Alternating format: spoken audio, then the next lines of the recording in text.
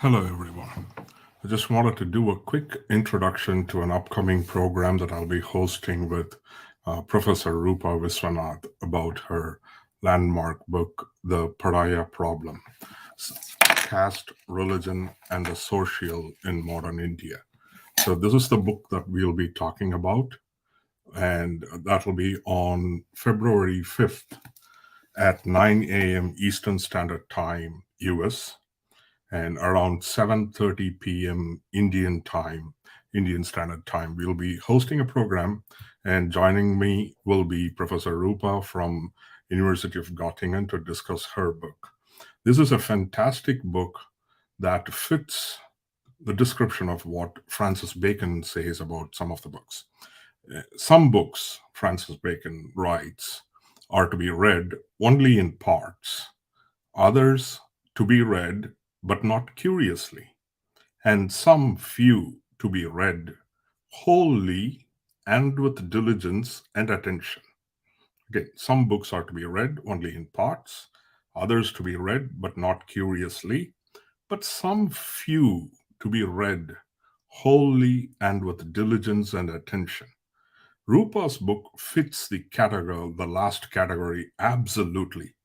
This is a book with great field research, as she acknowledges in the gives her an acknowledgement. So her research has taken her from Thoothukudi to Vellore to Edinburgh to New Brunswick, and all across she has plumbed through hitherto unknown sources. For the first time, here's someone tying together the rich archival material from not just the colonial government, but also the missionary sources.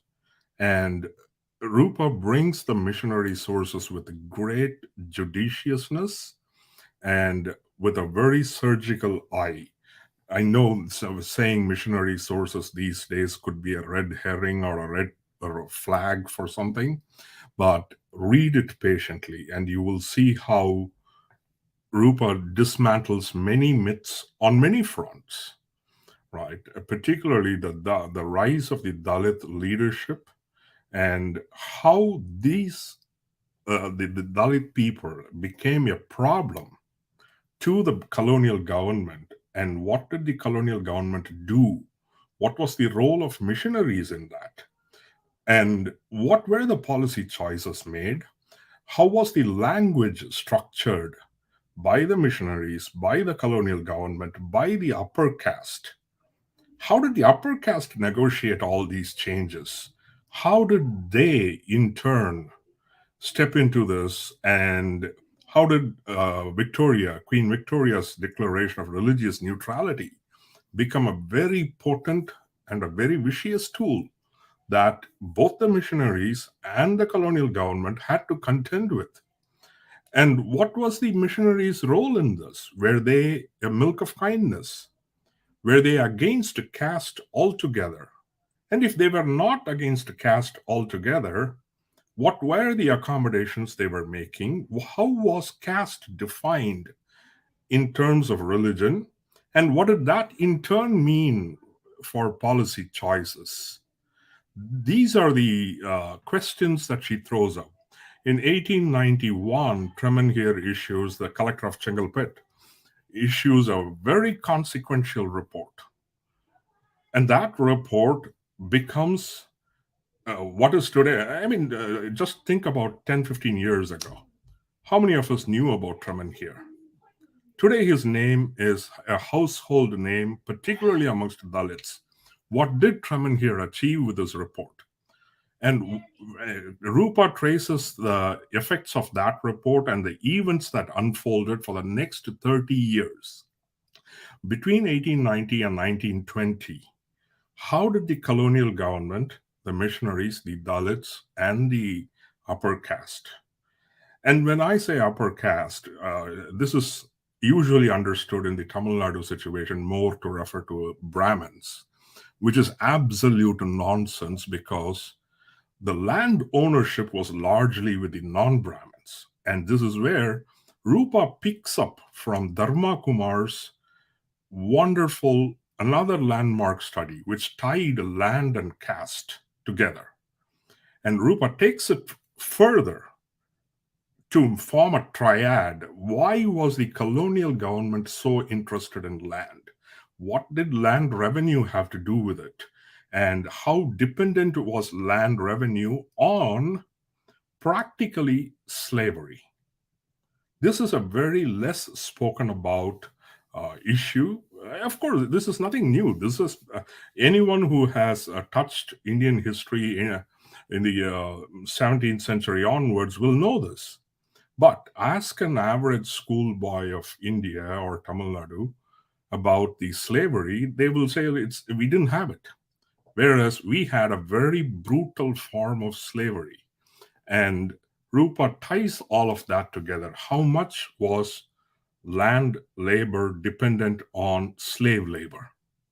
And when we say land laborers, they were not accidentally from one caste or one community. How did all of this tie together? How did each of them try to defend what they were enjoying? And what were the agents of changes? How far should we credit the missionaries for the upliftment of Dalits?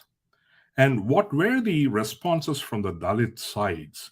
Too often, from the colonial government to the missionaries to Gandhi, everyone thought here is a people who know nothing, who could be led, who are like sheep. These were, at one point, Gandhi very uncharitably spoke of Dalits who got converted. So, what was the real rationale? And did missionaries even want to convert Dalits in the first place? And when they converted, how was caste negotiated? And what did the Dalits want out of conversion? You'll be surprised when today the most derogatory and vituperative phrase is rice bag converts. Okay? It is used in a very derogatory manner today, but this did not come from the upper caste.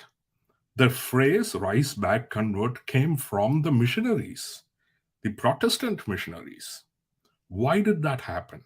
Who were they? Why were they calling rice bag converts? What did they mean by that? Who were they competing against?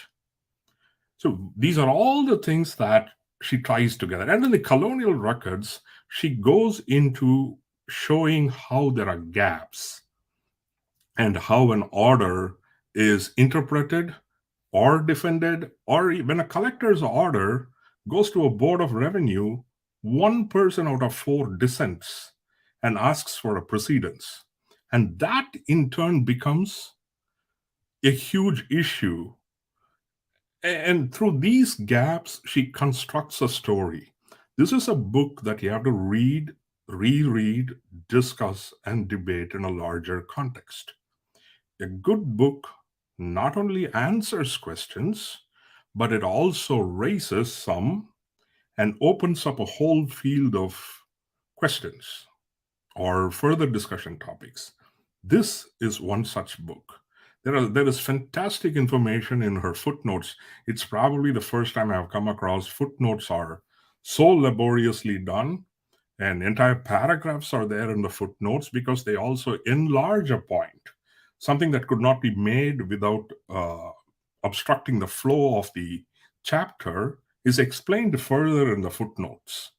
There is a wonderful interaction by a rebuttal by Ayotidas, who tells a Brahmin administrator, "Who are you to tell us which religion I should go to?"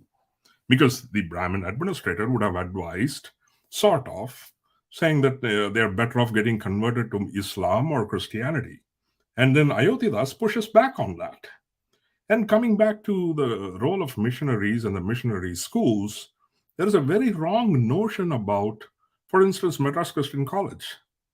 How discriminatory it was against Dalits.